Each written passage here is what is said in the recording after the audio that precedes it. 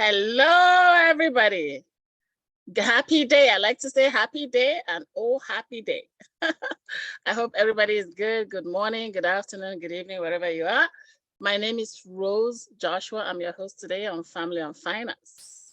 And today we have an incredible guest, one of my role models, somebody I like to call my mama. I've known her for a long time.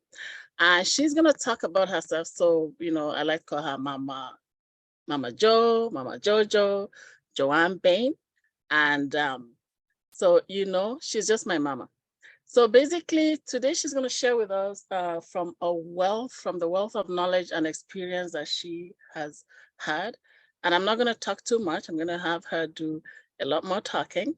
So Mama Joe, Joanne Bain, welcome to my show. Thank you for having me, Rose. I really appreciate it. And I'm really honored that you would have me here and that you'd think that I have anything to contribute. So thank you so much. Awesome. You know what? Thanks for your modesty, because you know what? I know that after we have listened to you today, we're going to want more of you. So yeah, welcome and let's get started. So Mama Joe, tell us a bit about yourself. Let's start from there. I know you're a mom, successful mom, which is why you're here today, and a grandma. So tell us a bit about your background and your family. Thank you. Okay. So we have two girls. I have a stepdaughter who's 33 and we have a daughter who's 30. We have four grandchildren. They're 18, 16, 9, and 8. All of those grandchildren are from my stepdaughter. Our 16-year-old grandson is actually living with us right now, and it's been really amazing and so special and really enlightening to have a boy living with us. Amazing. I grew up in this girl household where we had all girls with just my sister and I, and then we had another girl house with our daughter, and now we have a boy house. And a boy house is really different than having a girl house. It's actually a lot less chaotic, but there's a lot more food involved. Okay, food, boys must eat. I have two of those. Yeah, boys gotta eat. Yeah. Absolutely, they do. If anybody out there who is thinking about investments, invest in protein type companies, because the amount of protein shakes and protein bars that we go through is absolutely insane. I am constantly buying them and looking for like the next best protein product to come out. Well, that's cool. You know what? I'm an investor. I love investing. So make a note. Invest in protein companies, especially if you have boys. If you have boys, protein company, that's where to put your money. That's right. Cool. But you know what, Mama Joe, you're a grandmother of a 17-year-old, a 16-year-old. I mean, how do you do it? You look 17 yourself. I mean, how do you keep your youth? I know today we're talking about money, but let's share with us. How do you stay so young? Well, our family starts young, but just living a happy, blessed life, just taking each day as it comes and being grateful for every day that I wake up. And as a wise man once said to me, being happy that I'm waking up 6 feet above ground. That's the best way. That's the best way to look at it. And you know what? That says it all. I mean, just being happy, just being full of energy and enjoying life. And Mama Joe, I've learned a lot from you over the years. You and I have known each other for a long time since. Yeah, at least 14, 15 years. 14 years. Yeah. And I've learned so much from you over the years. So, well, thank you so much for being happy. Thanks for being who you are. You're so energetic. I don't know how you do it, but yeah, welcome again to my show. So today, let's talk about you. With respect to family and finance, I know the family is a big topic, but how have you successfully raised two adults and now you're raising grandchildren? Share with us how you've done it. So I feel that as parents, it's our job to raise healthy, happy, contributing members of society. And part of contributing is being able to manage your own finances properly. Success in life doesn't necessarily mean that you have to have lots of money or power. Like, you don't have to have all of the money and the huge house and all of the stuff that goes with it. Success is being happy and healthy and living a good life. Prosperity can come just even with being able to manage your money so that your children are happy. And maybe, you're living paycheck to paycheck, because Lord knows that in our youth, we were definitely living paycheck to paycheck. Yeah. But making sure that your children are raised in a way that's going to lead them to a better future. And, often we're teaching our children about good morals and good values and how to be good people, but we also have to share with them about our experiences and how to save money and be financially settled. So, this is something that we can start for them right as when they're a baby. I know that one of your products is actually an RESP, which is a registered education savings plan. And it works just like an RSP, but it's for education for your children.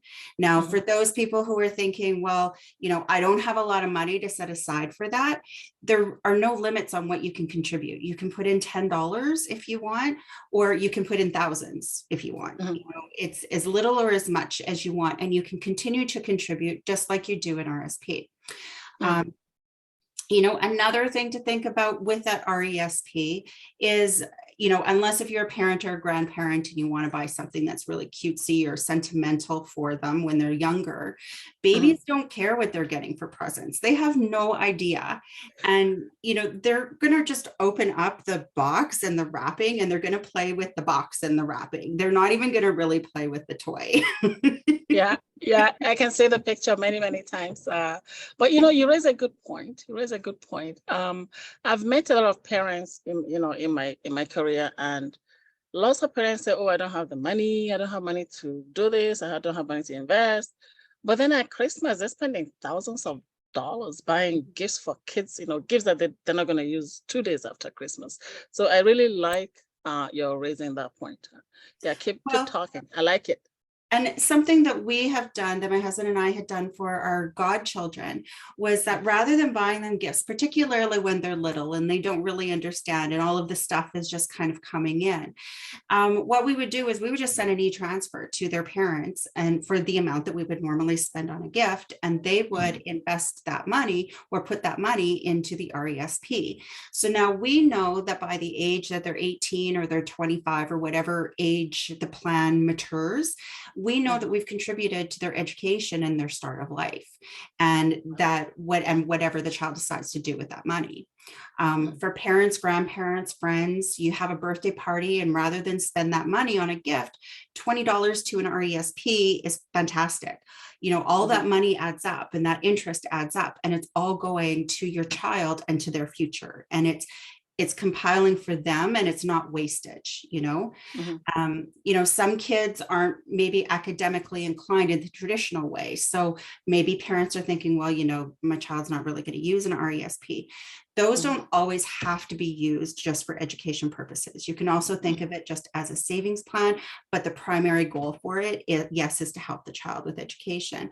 But I mean, if let's say your child doesn't want to go to school, they decide that they're not going to go to college or university, they can use that RESP to start a business, or they can invest it. They can use it for whatever endeavor that they want, but it's there for them for when they're mature enough to use that money and invest in their own futures.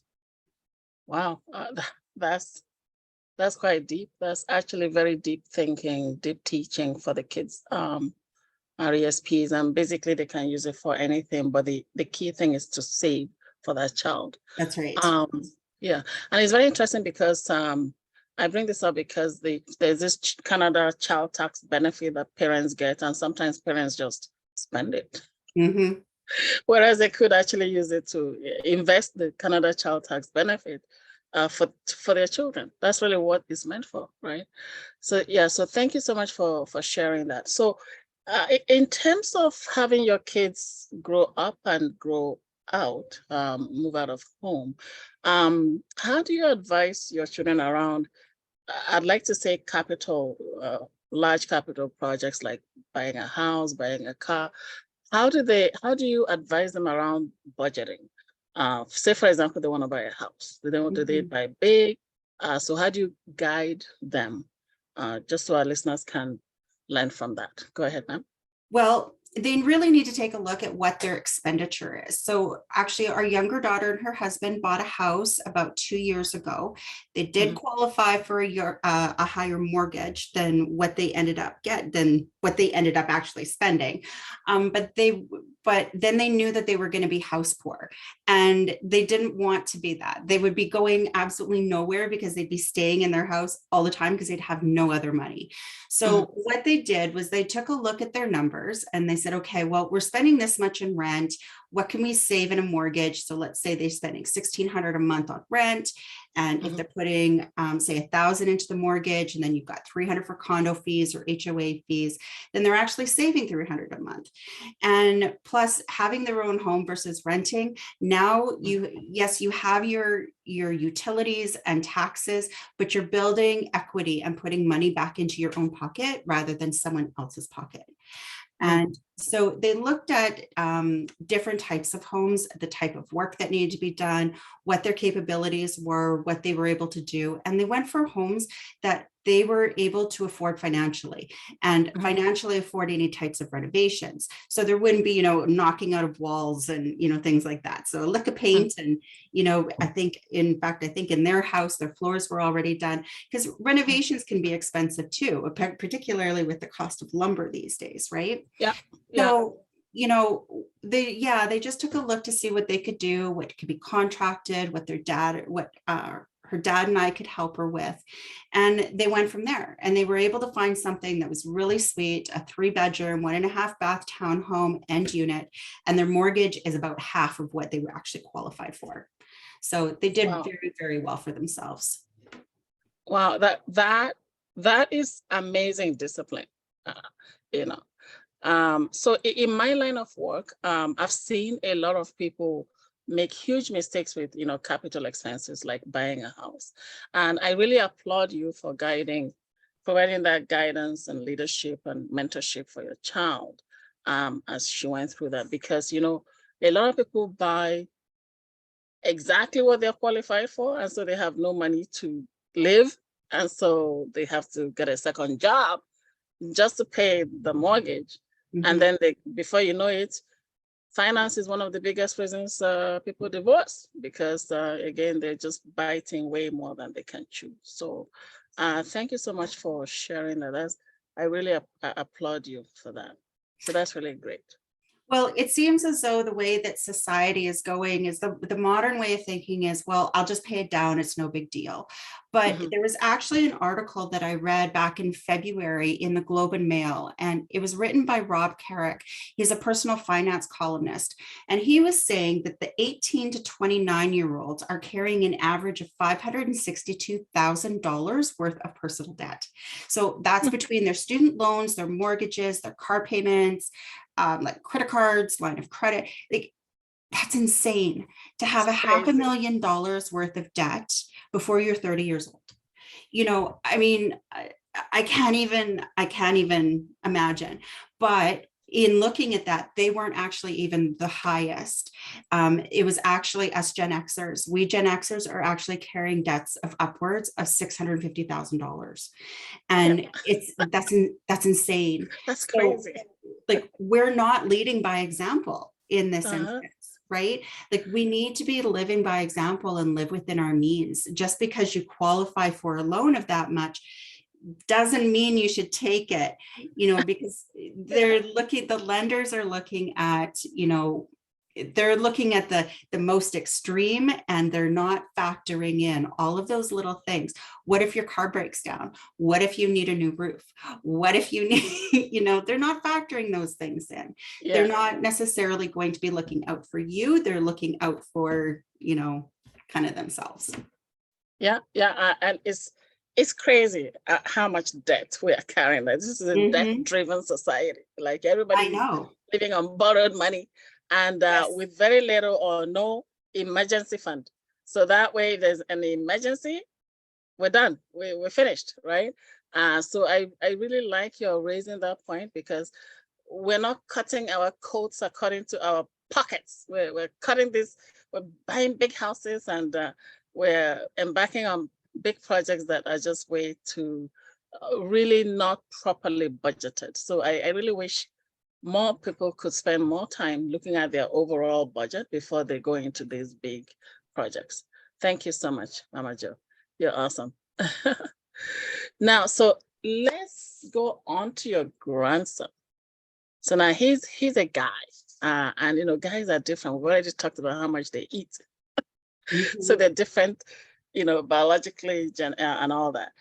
How are you guiding him through life? And so, basically, with respect to my audience, I'd like you to, what kind of advice would you give for boys and girls his age? Like, so he's 16, living with you. Teenagers. So the reason I bring that up is teenagers love to spend money. They do. It goes from their hand to the store right away. eBay, Amazon, whatever, they just spend. And it's on all kinds of things, perishable items, makeup, shoes, clothing. So how would you advise young people and parents today to guide their young ones to be financially, like you said, financially settled? Right. Well, first things first is that parents need to understand that children are a lot more mature and we need to give them more credit than we currently do. I'm a true believer that children should work. Of course, once they're legal age, but teenagers should be working, unless if they're in elite level sports and they're gone all the time, or they're carrying advanced placement classes where they're studying. There's nothing wrong with them getting a job. Plus, there's always summertime. There's summertime, there's breaks. And now we have this thing in the world called gigs, where it's, piecework. So you can work one day a week. So why not work that one day a week, take your money, you put 50% of it away so that you're saving, and the other 50% of it you can spend. And the more you work, the more you can save, and the more you have to spend, right? It's really absolutely just that simple.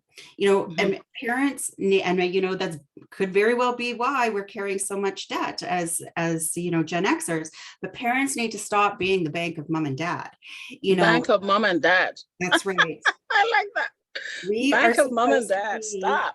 Yeah. We're supposed to be their safety net so that, when they fall, we can catch them and help them. But we're not supposed to be that actual line that they walk on. We're not, they need to be able to stand on their own. And in your teens, that's the time to be making your errors.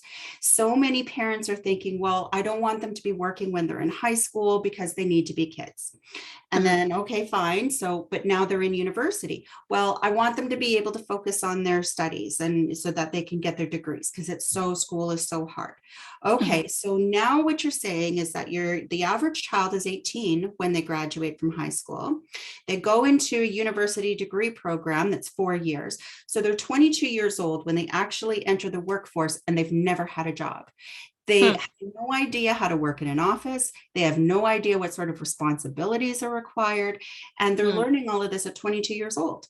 Whereas if they're 14, 15, 16, they're learning and making those rookie mistakes like timekeeping and etiquette and work ethic when they're younger, and not when it can actually be affecting their careers. So I think that that's a mistake that some parents make, that they overprotect their children, and they aren't really making them stronger. They're making them weaker by not teaching them some type of a work ethic and responsibility. Wow. That's interesting. It's, again, elite athletes, they already have their sense of responsibility to the team. There's an immense work ethic amongst those elite athletes. And with those AP students, there's a lot of work that goes into those classes and a lot of dedication. But there's there still needs to be an understanding on work ethic when it comes to being responsible for financial contribution to a company. Those are completely different life lessons that we should be teaching our children. A child wants a cell phone. So who's going to pay for that cell phone? Is it the parent's responsibility to pay for the cell phone, or a car? Should the parents be buying them a car? And, if the parents buy them a car, then who pays for insurance, right? So, our daughter, she got a hand-me-down cell phone from me. And then when she wanted a new phone, she had to buy it. And she had a job. And then when it came to her car, we offered to her that if she saved for her own car, we would match whatever it was that she saved. So then she could get Okay. a nicer car. Mhm. But then she had to pay for her insurance. She had to pay for her own gas. And the end result was a mature and responsible woman who Yeah. did whatever she had to do in order to pay her bills. And we even trusted her that we co-signed for her second vehicle. And because we knew Wow. that she was always going to make her car payments, we never had an inkling that she would never be able to make her rent or her car payments. We always knew she'd pay her bills. So Wow. That's amazing. That's a very, very practical teaching early on. I really like what you said about overprotecting our kids in their early years. So when they actually do get into the workforce, they don't have any experience whatsoever, and we're setting them up for failure, if we don't teach them these things much earlier. Thank you so much. Thanks, Mama Jo. Yeah. well, Um, I know that there's a lot of parents who would disagree with me on this. mhm, And absolutely, because that's what all of these discussions are for, right? They're open for yeah. debate, and it's one line of parenting, and there's so many different ways of parenting in this day and age.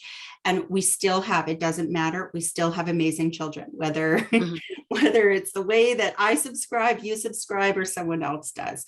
We do. This is just one way to guide your children. And I just believe that while they're young, now's the time to guide them before they're defaulting on car loans or having their houses foreclosed. Let's teach them the basics so that they know what to do with their future. Wow. That is amazing. And I'm looking at I'm just loving this conversation. And Mama Jo, you and I can stay here for a long time. But Mhm. I had warned my listeners earlier that, we're gonna have you back. So my listeners, now you understand why I said that this woman here, she's packed with a lot of experience and a lot of wisdom. So Mama Jo, thank you so much for all of that. I've learned a lot already. There's so much we have learned, but the time is just flying. I try to keep these things within 15 minutes or so. But yeah, so we will have you back to share a lot more with us. Thank you. So the thing though is, so I'm just going to wrap up what we've learned today. Mama Jo, you've talked about RESPs. You've talked about, raising our children to be responsible adults, not being the bank of mom and dad. I really like that. Cutting our coat according to our pocket. Okay. Not buying something that we cannot, that big house where we buy it and then we can't live, we don't have food to eat. Mhm. Um, and it's just, I also really liked how you raised the amount of debt that we are carrying. And I love the parental roles that you described. And I think one of my favorite ones is really raising our children as strong children, so that when they get out there, they're not going to make mistakes in front of strangers. As parents, we have a role to guide our younger generation. Number one, to not carry all that debt, and number two, to actually be well trained at home. Okay. Mhm. So thank you so much. That's a lot of learning today. So everyone out there, all practical teachings. If you want to set up RESPs for your children, emergency fund, and all of that, you want to buy a house and you want to buy it right, I can work with you to budget, create a budget that includes everything, so that we are not house poor, like Mama Jo put it. So, I'm on Facebook, hit me up. You have my phone number right behind me here, 780-680-1334. So whether you want to set up RESPs for your child, grandchildren, nephews, nieces, or even retirement for yourself, let's, call me and let's set up a one-on-one. And so we're going to stop there and say a big thank you once again to Mama Jo, Joanne Bain, for being our special guest today. Thank you, Well, Mama. thank you again for having me, Rose. It's been a pleasure. Awesome. And God bless you and have a good day, everyone. I'm going to stop the recording now. Okay. Thank you. Have a good day. Bye-bye.